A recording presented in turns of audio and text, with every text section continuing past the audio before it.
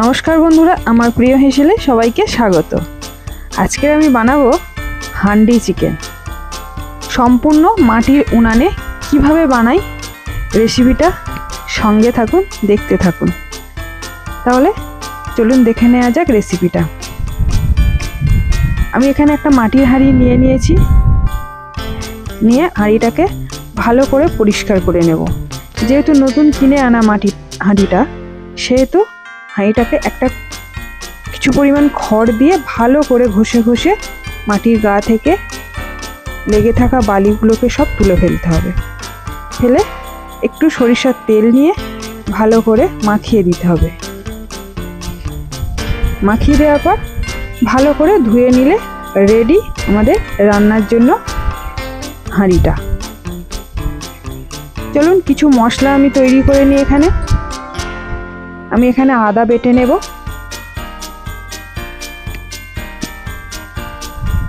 আদা বাটা হয়ে গেছে। নেব কিছু পরিমাণ রসুন। রসুনটাকে ভালো করে বেটে নেব।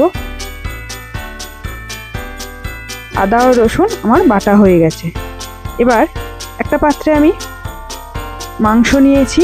দেব টক দই, দেব জিরা গুঁড়ো, দেব ধনে গুঁড়ো, সব পরিমাণ মতোই আমি দেব চিকেন কারি মশলা, দেব কাশ্মীরি লঙ্কার গুঁড়ো, এটা সম্পূর্ণ রঙের জন্যই আমি দেব গরম মশলার গুঁড়ো।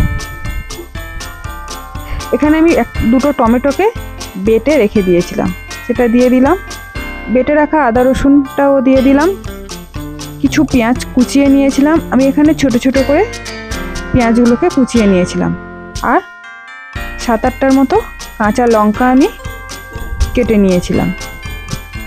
নিয়ে ভালো করে মাখিয়ে নেব। দেখতেই পাচ্ছেন, ঠিক এই প্রসেসেই মাখিয়ে নেবেন। আমি এই রকম করেই মাখিয়ে নিলাম। আর দেব সাদা তেল। দিয়ে আবারও ভালো করে মাখিয়ে আমি 1 থেকে 1.5 ঘন্টার জন্য আমি এটাকে রেস্টে রাখবো। চলুন ওইটা রেস্টে থাক, আমরা একটু ঘুরে আসি। দেখতেই পাচ্ছেন 3টে আম হয়েছে। এটা আমাদেরই গাছের আম। একটা ছোট্ট গাছে 3টে আম হয়েছে। এত সুন্দর দেখতে লাগলো, আপনাদের সাথে শেয়ার না করেই পারলাম না। 1 থেকে 1.5 ঘন্টা পর আমি চলে এসেছি। উনানে আমি মাটির হাঁড়িটা বসিয়েও দিয়েছি। দিয়ে পরিমাণ মতো সর্ষের তেল দিয়েছি। দিয়ে তেলটা গরমও হয়ে গেছে। দিয়ে দেবো শুকনো লঙ্কা আর তেজপাতা। আমি আর কিছু ফোড়ন ইউজ করব না, এই দুটোই ইউজ করব।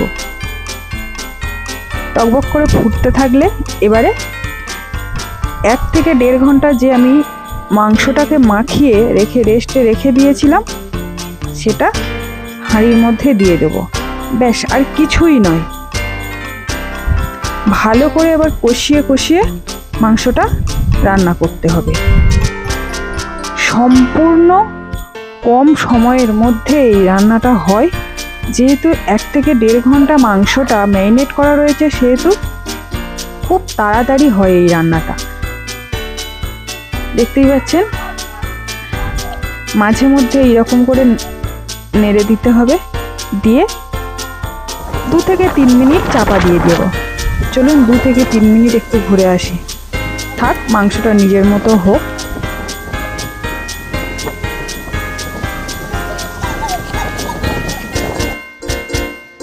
দু থেকে 3 মিনিট পর আমি ঢাকাটা খুলে আবারও মাংসটাকে ভালো করে একটু নেড়ে চেড়ে দেব। দেখতেই পাচ্ছেন, ঠিক এই রকম হয়েছে। প্রায় হাফ কষা হয়ে গেছে। পেঁয়াজ ভালো মতো সিদ্ধ হয়েও গেছে। দেব খুব সামান্য পরিমাণে জল। বেশি জল ইউজ করার কোনো দরকার নেই। মাংসটা মাখা করব আমি সেই জন্য অল্প পরিমাণ জল দিলাম। এখানে মাংস টকবক করে ফুটতেও শুরু করে দিয়েছে এবং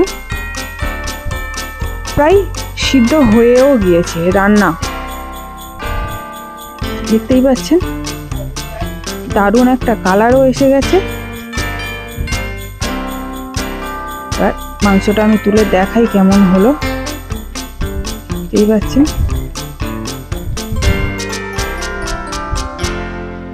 আমাদের রেডি।